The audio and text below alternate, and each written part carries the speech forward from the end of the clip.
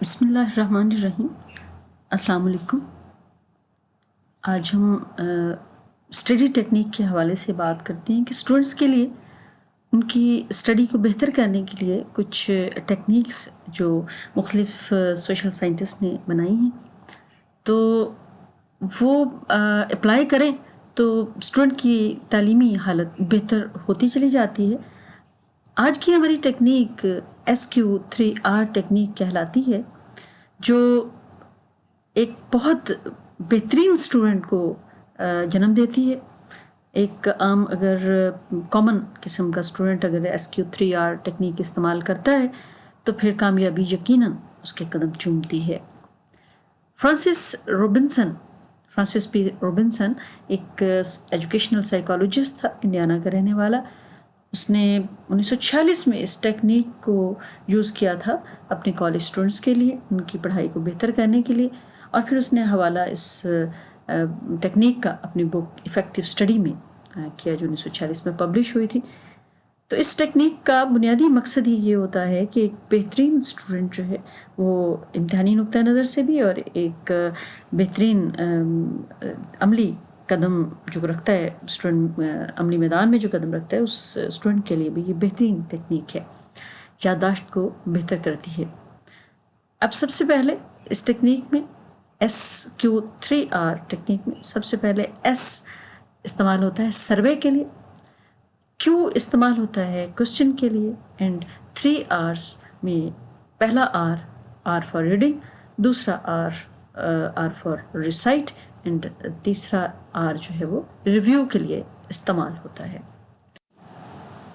اب ایک اچھے اسٹوڈنٹ کے لیے میرے خیال میں آبزرویشن پاور کا ہونا بے انتہا ضروری ہے، کیونکہ جب تک اس اسٹوڈنٹ کے پاس ایک مشاہدہ کرنے والی آنکھ نہیں ہوگی وہ چیزوں کو بہتر طریقے سے جج نہیں کر سکے گا، اور جب چیزوں کو بہترین طریقے سے جج نہیں کر پائے گا تو وہ چیزیں اس کے دماغ میں سٹور بھی نہیں ہو سکیں گی۔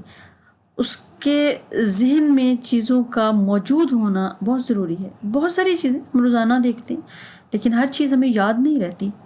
ہمیں یاد وہی رہتی ہے جو یا تو ہم یاد رکھنا چاہتے ہیں یا اس چیز میں، اس بات میں اتنا دم ہوتا ہے کہ وہ خود بخود ذہن میں کہیں چپک جاتی ہے، کہیں یاد رہ جاتی ہے۔ تو اس آبزرویشن پاور کو بہت بہترین طریقے سے استعمال میں لایا جاتا ہے اسٹڈی لیول کو بہترین کرنے کے لیے، لرننگ پروسیس کو بہت اچھا کرنے کے لیے۔ لیکن اس آبزرویشن پاور کو بذات خود کیسے اچھا کیا جا سکتا ہے، اس کے لیے آپ آنکھ کا استعمال کریں۔ آپ اپنے زبان کا، منہ کا، جب ہم ریسیٹیشن کرتے ہیں، ہم بات کو دہراتے ہیں تو ہم اپنے یہ سینس استعمال کرتے ہیں۔ پھر اسمیلنگ، چیزوں کو آبزرو کرنے کی خصوصیت کہ جی خوشبو، یہ گلاب کی خوشبو ہے، یہ موتیے کی خوشبو ہے، یا کسی جلتی ہوئی چیز کی اسمیل ہے، تو اسمیلنگ پاور جو ہے ہمارے اندر ہونی چاہیے۔ پھر اس کے بعد ٹچ کی جو سینسیشن ہے وہ ہوتی ہے ہمارے ہاتھ کے ذریعے، ہمارے اسکن کے ذریعے، ہمارے پاؤں کے ذریعے، یعنی اسکن کے ساتھ جڑے تمام جو اعضاء ہیں ان کے ذریعے ہماری یہ آبزرویشن پاور جو ہے مضبوط ہوتی ہے۔ ہم نے جب لکھنے لکھانے کا کام کرنا ہوتا ہے تب بھی ہمارا ہاتھ انوالو ہوتا ہے، تو اسٹوڈنٹ کے لیے ہاتھ جو ہے وہ انتہائی ضروری ہوتا ہے اپنی انرجی کو بہتر کرنے کے لیے، اپنی ایجوکیشنل جو پروگریس ہے اس کو بہتر کرنے کے لیے۔ یہ سارے ہمارے اعضاء جو ہیں وہ انتہائی اہم کردار ادا کرتے ہیں۔ پھر ہم دیکھتے ہیں کان، ہیئرنگ، کہ ویژن اچھا ہو، اس کو سننے کی صلاحیت رکھتا ہو، چیزوں کو سنیں اور اس کو یاد رہ جائیں، یہ ساری چیزیں مل کر انسان کی آبزرویشن پاور کو بہتر کرتی ہیں۔ اور اگر ایک اسٹوڈنٹ کا معاملہ ہو تو اس اسٹوڈنٹ کو بہت زیادہ اس کی ایفیشنسی کو انہانس کرتی ہیں۔ چنانچہ پتہ چلتا ہے کہ یہ 5 سینسز جو ہیں یہ آبزرویشن پاور کو امپروو کرتے ہیں۔ تو ان آبزرویشن پاور کی موجودگی میں ایک اسٹوڈنٹ جو ہے وہ زیادہ بہتر کارکردگی کا مظاہرہ کرتا ہے۔ اب ہم اگلی بات دیکھیں کہ ان ساری سینسز کا استعمال تو ہم پانچوں کا کر لیں گے، لیکن ہمارا اگر دل نہیں مان رہا، اگر ہم بہت مجبوری کے ساتھ کوئی کام کرنے جا رہے ہیں، تو تب بھی ہمیں نہ پڑھائی آئے گی، پڑھنا آئے گا، نہ ہمیں کچھ لکھنا آئے گا، کچھ بھی نہیں آئے گا. ہمارے دل کی ہماری خواہش جو ہے وہ ساتھ اس کے ضرور شامل ہونی چاہیے. ہمارا شوق، جو بھی ہم کام کرنے لگے ہیں، ہمارا شوق، ہمارا انٹرسٹ اس میں ضرور ہونا چاہیے، تبھی کوئی اسٹوڈنٹ کامیاب ہو سکتا ہے. آپ روزمرہ زندگی میں دیکھ لیں کہ اگر کسی بھی اسٹوڈنٹ کو جو کام انجینئر بننے کا شوق ہے، تو وہ چونکہ اس کی خوشی ہے اس میں، تو وہ پھر ضرور ان چیزوں کو بہترین طریقے سے لیتا ہے. اگر ڈاکٹر بننے کا شوقین ہے تو پھر میڈیکل سے متعلقہ تمام باتیں جو ہیں ان کو آبزرو کرے گا، ان کو اچھے طریقے سے یاد رکھے گا. تو یہ ضروری ہے کہ دل ساتھ ہونا چاہیے اسٹوڈنٹ کے، جو بھی وہ اسٹڈی کرنا چاہتا ہے. یعنی دل سے مراد ہوتا ہے شوق، اس کا انٹرسٹ جو ہے وہ سامنے اس کے نظر آنا چاہیے. پھر دماغ تبھی بہتر طریقے سے پرفارم کرتا ہے جب دل جو ہے اس کو دے رہا ہوگا میسج کہ آپ نے یہ کام کرنا ہے، یہ کام کرنا ہے. تو دل کے میسج کو دماغ سنتا ہے، اور دماغ پھر آگے جو ہے وہ تمام جتنے آرگن ہوتے ہیں ان کو یہ میسج پہنچاتا ہے. چنانچہ دل کی اور دماغ کی کوآرڈینیشن بہت ضروری ہے آبزرویشن پاور کو بہتر کرنے کے لیے.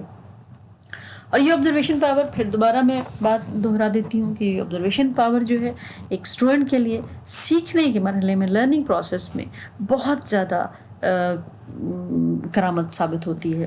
تو اب ہم دیکھتے ہیں کہ ایز فار سروے کا مطلب کیا ہوتا ہے کہ جب کسی ٹاپک کو لے کے ایک چھوٹا بچہ اپنی بک کو لے کے بیٹھتا ہے تو پھر اس کے ہیڈنگز پڑھتا ہے، اس کے سب ہیڈنگز پڑھتا ہے، پھر وہ ذہن میں ایک خاکہ سا بنا لیتا ہے کہ اس میں یہ ہوگا، یہ چیزیں ہوں گی.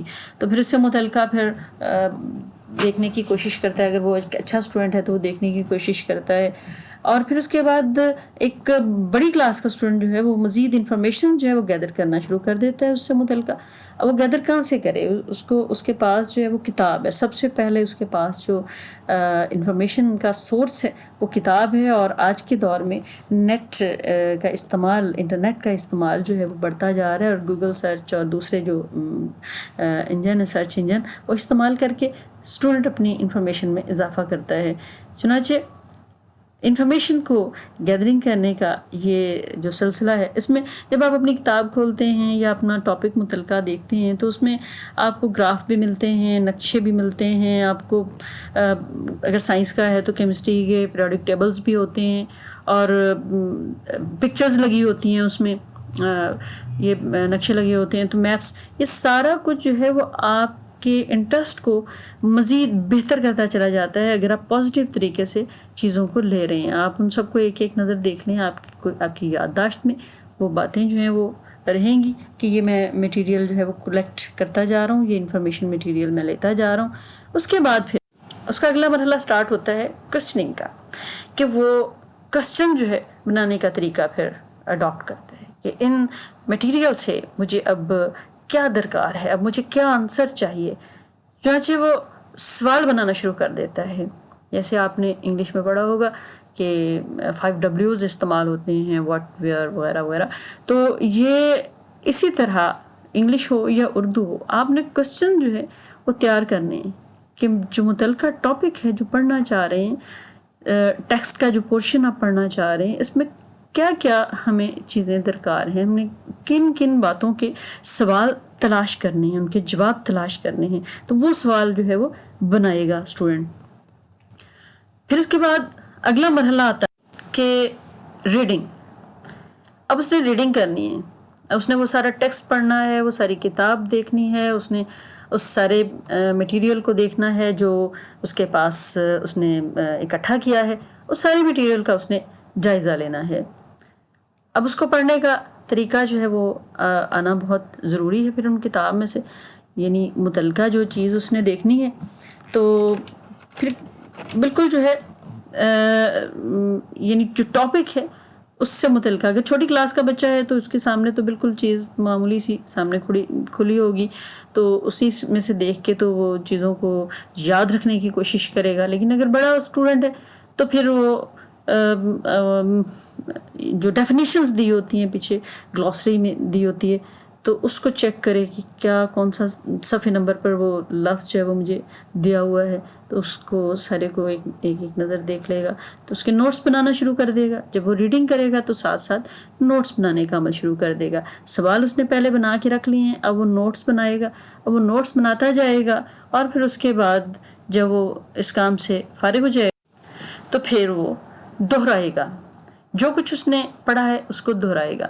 جیسے قرآن پاک کی تلاوت کی جاتی ہے اونچی آواز میں، کیونکہ جو لاؤڈ آواز ہوتی ہے، پہلے تو آپ کی آنکھیں پڑھ رہی ہیں نا، آپ کی ایک سینسیشن کام کر رہی ہے، آپ کی آنکھیں پڑھ رہی ہیں، لیکن جب آپ اونچی آواز میں پڑھنا شروع کرتے ہیں تو پھر آپ کے کان بھی سننا شروع کر دیتے ہیں، یعنی آپ کی جو دوسری حص ہے وہ بھی، اور تیسرے حص آپ کا منہ اس میں استعمال میں آ جاتا ہے، تو آپ کی 5 سینسز جو ہیں وہ اس میں استعمال میں آنا شروع ہو جاتی ہیں۔ اس ریسٹیشن پروسیس میں، اونچی آواز کے پڑھنے میں، دہرانے میں، پھر آپ ایک نظر دیکھتے ہیں کہ میں نے جو پڑھا ہے، جو میں نے سوال تیار کیے ہیں، میں نے جو ان کے آنسر دیے ہیں، اپنے نوٹس لکھے ہیں ان میں، ان کے مطابق، تو کیا وہ سارے ٹھیک ہے؟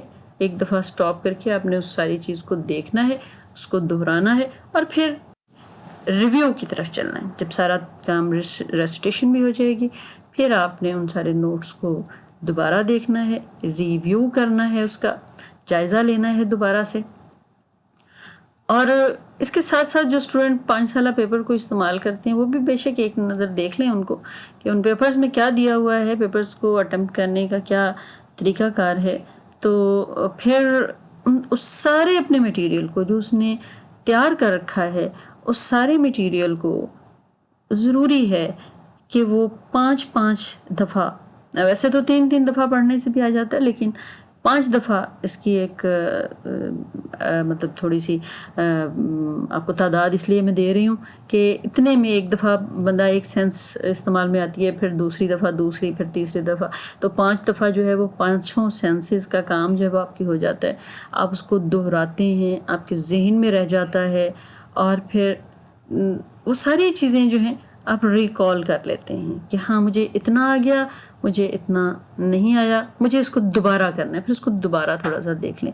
تو انشاءاللہ تعالی یہ SQ3R ٹیکنیک کو جب آپ استعمال کریں گے تو انشاءاللہ تعالی آپ کی کارکردگی بہت بہتر ہوتی چلی جائے گی۔ یاد رکھیں، اپنے اللہ پر بھروسہ کریں، اپنی صلاحیتوں پر بھروسہ کریں، اور بالکل کول، گھبرائے بغیر، پریشان ہوئے بغیر، پر اعتماد طریقے سے اپنی تیاری کیجیے۔ سوال ہے تو سوال کا جواب ڈھونڈیے، اگر ٹاپک ہے پورا تو اس ٹاپک سے متعلقہ بات دیکھیے، اگر ریسرچ ورک ہے، کسی کام کے حوالے سے پورا ایک پلان ہے، پروجیکٹ ہے، تو اس کو اس حوالے سے لیجیے۔ انشاءاللہ تعالی اللہ تعالیٰ آپ کو، ہم سب کو کامیابی دے۔ تو یہ ٹیکنیک جو ہے وہ بہت بہترین کارگر ثابت ہوگی۔ اللہ حافظ۔